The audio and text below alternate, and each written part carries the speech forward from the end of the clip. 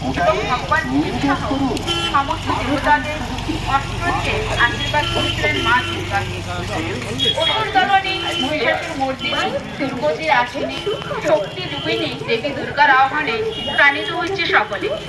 মুখবেড়িয়া গঙ্গাধর মহাবিদ্যালয়ের পক্ষ থেকে আমাদের আজকের নিবেদন মহিষাসুর মর্দিনী পথনাটিকা।